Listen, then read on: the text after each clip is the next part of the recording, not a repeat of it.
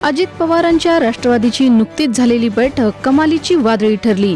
उपमुख्यमंत्री सुनेत्रा पवार यांच्या उपस्थितीत पार पडलेल्या या बैठकीत ज्येष्ठ नेत्यांमध्ये शाब्दिक चकमक झाल्याची चर्चा राजकीय वर्तुळात रंगली आहे। अजितदादांच्या निधनानंतर पक्षातील अंतर्गत गटबाजी, नाराजी आणि नेत्यांमधील मतभेद या बैठकीच्या निमित्तानं चव्हाट्यावर आलेत। प्रफुल्ल पटेल पक्षाच्या बैठकीला गैरहजर राहिले, त्यामुळे बैठकीत पटेलांच्या नाराजीच्या चर्चांना उधाण आले। अजितदादांच्या निधनानंतर आम्ही नेहमीच टीकेचे धनी का व्हायचं? आमच्यावर सतत टीका होत असताना पक्षातील कुणीही आमच्या बाजूने खंबीरपणे उभं राहत नाही, अशा शब्दात सुनील तटकरे यांनी आपली तीव्र नाराजी व्यक्त केली। हे सुरू असताना छगन भुजबळ यांनी त्यांना मध्येच टोकल्यानं बैठकीत काही काळ तणाव निर्माण झाला। तसंच सुनील तटकरे यांनी आपलं मत मांडायला सुरुवात करण्यापूर्वीच पार्थ पवार तडकाफडकी बैठकीतून निघून गेल्याची माहिती देखील समोर येते। कल्याणच्या ऐतिहासिक दुर्गाडी किल्ल्याच्या परिसरातील धार्मिक वाद दरवर्षीप्रमाणे यंदाही चर्चेत आलाय। बकरीदच्या दिवशी किल्ले दुर्गाडीवरील मंदिरात हिंदू भाविकांना प्रवेश बंदी घालण्यात आली आहे। तसंच वर्षभरातील इतर दिवशी किल्ला परिसरात कोणत्याही प्रकारची इस्लामी उपासना करण्यास मनाई असल्याचे आदेश जिल्हा प्रशासनानं जारी केलेत। गुरुवारी सकाळी शिवसेनेच्या कार्यकर्त्यांकडून दुर्गाडी किल्ल्यावर आंदोलन करण्यात आलं। यावेळी शिवसेनेचे कार्यकर्ते आक्रमक झाल्याचे पाहायला मिळाले। तसेच किल्ल्यावर शिवसेनेच्या कार्यकर्त्यांनी आरती सुद्धा केली। यावेळी तणावाचं वातावरण पाहायला मिळालं। त्यासोबतच बकरीदच्या पार्श्वभूमीवर दुर्गाडी किल्ल्यावर कडेकोट बंदोबस्त तैनात करण्यात आलाय। मुस्लिम धर्मीयांच्या बकरीदच्या सणाच्या पार्श्वभूमीवर गेल्या काही दिवसांपासून मुंबईत राजकारण तापले। त्यातच बकरीदच्या दिवशी कायदा सुव्यवस्थेचा कोणताही प्रश्न निर्माण होऊ नये यासाठी पोलीस बंदोबस्त तैनात करण्यात आलाय। या पार्श्वभूमीवर केंद्रातील एनडीए सरकारमध्ये मंत्री असलेल्या रिपाई प्रमुख रामदास आठवले यांनी भाजपलाच घरचा आहेर दिलाय। भारतीय संविधानानं सगळ्या धर्मांना अधिकार दिले, त्यामुळे कोणीही धार्मिक भावना भडकवू नये असं वक्तव्य रामदास आठवले यांनी केले। आठवले यांनी हे वक्तव्य करून बकरीदच्या कुर्बानीवरून इरेला पेटलेल्या भाजपला एक प्रकारे घरचा आहेर दिलाय। त्यामुळे यावर आता भाजप काय प्रतिक्रिया देणार हे पाहणं गरजेचं आहे। वाढत्या उष्णतेमुळे अंगाची लाहीलाही होत असताना उष्णतेच्या लाटेमुळे अनेकांचा बळी गेलाय। नागपुरात नवतपा सूर्यानं कहर केलाय। नवतपाच्या सुरुवातीलाच विदर्भात भीषण उष्णतेचा प्रकोप दिसून येतोय। नागपुरात उष्माघातामुळे 24 तासात 10 जणांचा मृत्यू झालाय। मृतांचा आकडा वाढण्याची शक्यता आहे। यंदा हीट वेव्ह कॅप दिवस वाढल्याने नागरिकांच्या जीवाला धोका पोहोचतोय। नागपूरचा पारा यावेळी 45.7 अंशावर गेलाय। उष्णतेनं जनजीवन विस्कळीत झालंय, तर विदर्भातील 11 शहरांचं तापमान 44 अंशाच्या पुढे गेले। या उष्णतेच्या लाटेने नागपुरातील भिक्षेकरी आणि रेल्वेतून प्रवास करणाऱ्या प्रवाशांचाही मृत्यू झालाय। रेल्वे स्थानकावर 5 जणांचा मृत्यू झालाय। यात 3 प्रवासी आणि 2 अज्ञात व्यक्तींचा समावेश असल्याचं सांगण्यात येते। महाराष्ट्रात उष्णतेच्या लाटेनं नागरिक पुरते हैराण झालेत। त्यामुळे मान्सूनची प्रतीक्षा असतानाच हवामानातील बदलत्या परिस्थितीमुळे राज्यात मान्सूनचं आगमन लांबणीवर पडण्याची शक्यता आहे। हवामान विभागाच्या अंदाजानुसार केरळमध्ये मान्सूनचं आगमन 30 मे पर्यंत लांबण्याचा अंदाज आहे।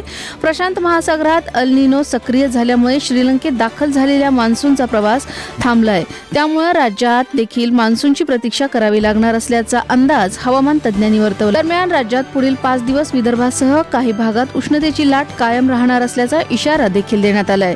इतकंच नव्हे तर यंदाचा मे महिना गेल्या 114 वर्षातील दुसरा उष्ण महिना ठरलाय। जगातील सर्वात मोठ्या शेअर बाजाराच्या यादीत काल मोठा बदल झाला। भारताची राजधानी दिल्लीपेक्षा कमी लोकसंख्या असलेल्या तैवानच्या शेअर बाजारानं बाजार मूल्याच्या बाबतीत भारतीय शेअर बाजाराला मागे टाकले। $5 ट्रिलियन बाजार भांडवलासह तैवान जगातील 5वा सर्वात मोठा शेअर बाजार बनला, तर भारत $5.9 ट्रिलियन सह 6व्या स्थानावर घसरला। तैवानच्या या स्तरापर्यंतच्या प्रगतीमध्ये एआयनं मोठी भूमिका बजावली आहे। एआय मधील जागतिक गुंतवणुकीच्या जलद वाढीमुळे आणि सेमीकंडक्टर व एआय संबंधित स्टॉक्स मधील वाढत्या स्वारस्यामुळे केवळ तैवानच नव्हे तर दक्षिण कोरिया देखील चर्चेत आहे आणि दोन्ही देशांच्या शेअर बाजाराचं मूल्य सध्या गगनाला भिडताना दिसतंय। काही दिवसांपासून आफ्रिकेतील देशांमध्ये इबोला विषाणूने धुमाकूळ घातलाय। या जीवघेण्या विषाणूने संपूर्ण जगाची चिंता वाढवली आहे। दरम्यान भारतामध्येही इबोला विषाणूच्या संसर्गासारखी लक्षणे असलेला एक रुग्ण सापडलाय।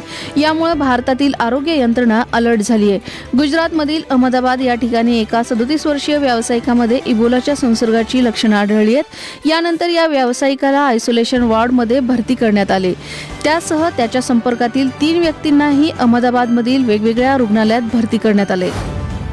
इराण आणि अमेरिका यांच्यातील तणाव काही संपण्याचं नाव घेत नाहीये. कतारची राजधानी दोहामध्ये दोन्ही देशात युद्धबंदीसाठी उच्चस्तरीय राजनैतिक वाटाघाटी सुरू असतानाच अमेरिकेनं इराणवर हवाई हल्ले केलेत. त्यामुळे आखातातील युद्ध पुन्हा भडकण्याची भीती व्यक्त केली जाते. इतकंच नव्हे तर अमेरिकन हवाई हल्ल्यानंतर इराणनं पुन्हा एकदा युद्धाची तयारी केल्याची चर्चा रंगू लागली आहे. तर दुसरीकडे लष्करी सज्जता आणि मुस्लिम देशांना एकत्र आणण्याची खेळी इराणनं खेळली आहे. तर कतारमध्ये सुरू झालेल्या चर्चेत अमेरिका इराणची सागरी नाकेबंदी हटवण्यास तयार झाले. तर या बदल्यात इराण होर्मुझ जलमार्ग खुला करणार आहे. या सामंजस्य करारावर आता दोन्ही देश कशी अंमलबजावणी करतात याकडे जगाचं लक्ष लागले. IPL 2026च्या एलिमिनेटर सामन्यात राजस्थान रॉयल्सनं सनरायझर्स हैदराबादचा 47 धावांनी दारुण पराभव केला. हैदराबादनं नाणेफेक जिंकून अधिक क्षेत्ररक्षण करण्याचा घेतलेला निर्णय त्यांच्याच अंगाशी आला.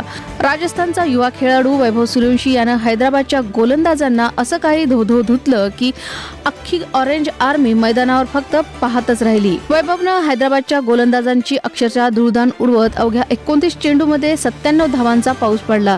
या लाजिरवाण्या पराभवासह सनरायझर्स हैदराबादचे IPL 2026 मधील आव्हान संपुष्टात आले.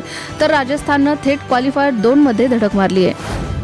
भोंदूबाबा अशोक खरात लैंगिक अत्याचार प्रकरणावर लवकरच चित्रपट प्रदर्शित होणार आहे. या चित्रपटात अभिनेत्री दीपाली सय्यद यांची महत्त्वाची भूमिका असणार आहे. मात्र दीपाली सय्यद यांनी चित्रपटात काम करू नये यासाठी त्यांना धमक्या आल्याचा दावा दीपाली सय्यद यांनी केलाय. खरात प्रकरणावर चित्रपट येत असताना आणि रोल करत असताना कोणीही कलाकाराला दबावात आणू नये. मला काही धमक्यांचे फोन येत आहेत, पण कर नाही त्याला डर कशाचा. हे माझं प्रोफेशन आहे आणि हे न करण्यासाठी जर मला फोन येत असतील तर हे चुकीचं आहे, असं दीपाली सय्यद यांनी म्हटलंय. दिग्दर्शक स्वरूप बी सावंत यांचा महाराष्ट्र एप्स्टीन फाईल्स या नावानं अशोक खरातच्या काळ्या कृत्यांवर आधारित सिनेमा लवकरच प्रेक्षकांच्या भेटीला येणार आहे.